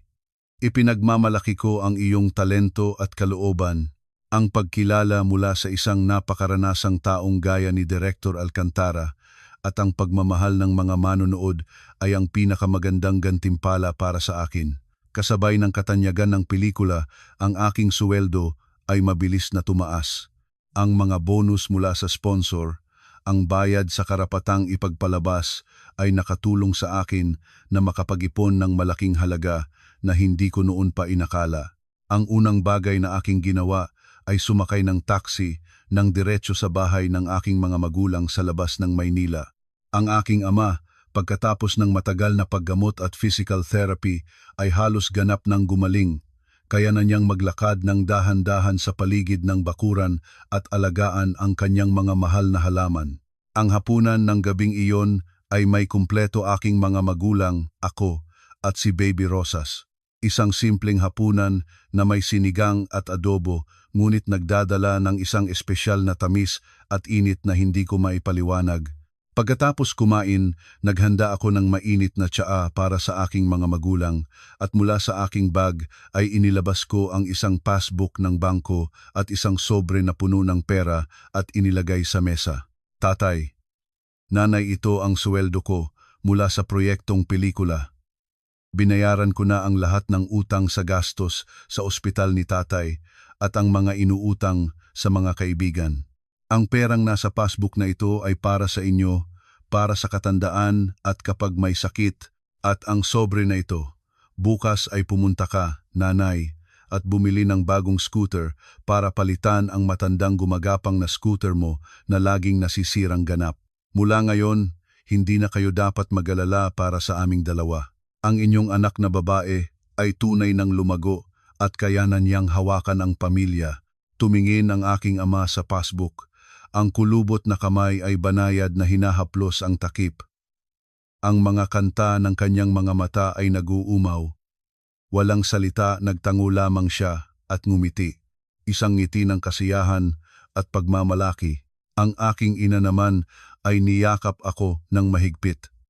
Ang mga luha ng kaligayahan ay dumadagundong sa kanyang mga pisnging kupas.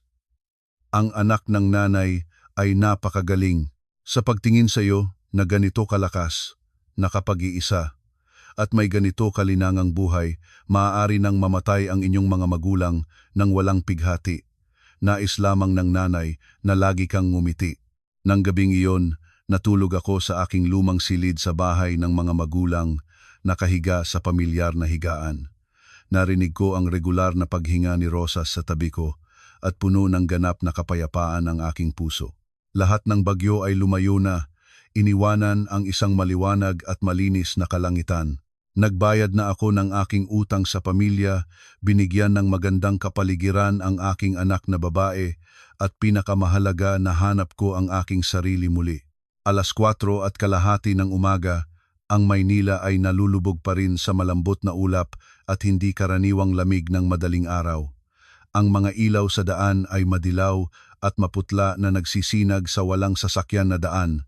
Sa maliit na silid sa bahay ng aking mga magulang, maingat kong inihila ang zipper ng malaking hiking backpack. Sa loob ay makapal na damit, gamot, notebook at laptop. Ngayon ay ang araw ng pag-alis ng aming koponan, ang paglalakbay papunta sa mga kabundukan ng Cordillera para sa susunod na serye ng mga episode ng dokumentaryo tungkol sa kultura at pagkain ng mga katutubong tao. Lumapit ako sa tabi ng higaan, yumukod at inilagay ang malambot na halik sa noo ni Baby Rosas. Bahagya siyang kumikilos, ang labi ay nakaikot sa tahimik na tulog. Ang aking ina ay gumising na ng maaga. Pumasok siya sa silid at dumampi ng karagdagang manipis na jacket sa aking balikat. Mag-ingat ka sa daan, anak. Sa kabundukan ay maaraw na maaraw, alalahanin mong magbihis ng mainit. Si Rosas ay nandito, aalagaan siya ng lolo at lola niya ng mabuti. Ikaw ay mag-focus sa iyong trabaho. Niyakap ko ang aking ina ng mahigpit. Salamat, nanay. Sa loob ng 10 araw ay tapos na ang unang bahagi ng pagtataala at lilipad akong uwi para bisitahin ang lahat. Alagaan ninyo ang inyong sarili ni tatay. Kinuha ko ang backpack at lumabas sa pintuan. Isang taxi ang naghintay, dinala niya ako sa NAIA. Nang mag-alas 6 ng umaga, nagtipon kami ni Director Alcantara at ng buong production crew sa departure lounge. Bawat isa ay nagpapakita ng kasabikan at puno ng lakas para sa bagong paglalakbay. Ang 2 oras na flight ay dinala kami sa NAIA Terminal 3 at mula roon ay lumipat kami sa isang espesyal na overnight bus na nakatakda para sa aming koponan patungong Baguio at Cordillera. Ang sasakyan ay tumahak sa mahabang kalsada na paikot-ikot at pumapaliko tulad ng isang guhit ng seda na nakatapon sa likod ng bundok. Habang tumataas kami, ang kalikasan ay unti-unting naging higit na kamangha-mangha at malaki ang nagagawa sa iisipan. Ang mga terasang palayan na hinog ay ginto ang kulay, kumakayod sa gilid ng bundok. Ang mga bubong ng bahay na nag-uusap sa likod ng makapal na puting ulap. Ang hangin ay malamig ngunit dalisay at malinis na higit pa sa ordinaryo. Naupo ako sa unahan ng mga upuan. Iniabot ang kamay para buksan ang kurtina ng bintana ng sasakyan at banayad na inilipat sa gilid. Isang bugso ng hangin na galing sa bundok na may amoy ng damo at ulap ay tumatama sa aking mukha. Tinatangay ng hangin ang aking mahabang buhok, dala rin ang mga huling dumaang piling pag-alala ng isang madilim na panahon. Ipininid ko ang mga mata at huminga ng malalim para mapuno ang aking mga baga. Ang imahe ng babaeng pawis at pagod sa makitid na kusina, nakulong ng mga makitid na pananaw at pagtataksil ng pamilya ng kanyang asawa ay unti-unting lumabo at ganap na nawala. Sa halip ay lumitaw ang kasalukuyang Celine, isang malaya at malakas na scriptwriter na hawak ang sariling timon ng kanyang buhay. Binuka ko ang mga mata, pinalawig ang tingin patungo sa nagkakasunod-sunod na mga kabundukan na magkakasamang tumatalon hanggang sa kalayuan ng abot-tanaw sa harapan. Ang sulok ng labi ko ay bumaling pataas, isang ngiting maliwanag at nagbibigay liwanag sa buong interior ng sasakyan. Ang landas ng buhay sa harapan ko ay napakahaba pa rin at tiyak na maraming pagsubok pa ang darating, ngunit wala na akong kahit anong takot o pag-aalangan. Iniwan ko na ang madilim na nakaraan. Ang mga pakpak ng babaeng malaya sa aking kaibuturan ay tunay ng nakalukad, handa ng lumipas ng may kaluwalhatian sa malawak na kalangitan ng buhay. Lahat ay tunay lamang nagsisimula ngayon. Hanggang dito ang kwento. Nagpapasalamat ako sa lahat ng sumama at nakiisa sa kwentong ito. Kung nakita mo ang bahagi ng iyong sarili sa mga pahina nito, manatili ka at isubscribe sa aming channel para maabutan ang mga susunod pang kwento ng buhay, tunay, tapat at puno ng aral sa mga susunod na episodes. Salamat po sa inyong oras at pagmamahal.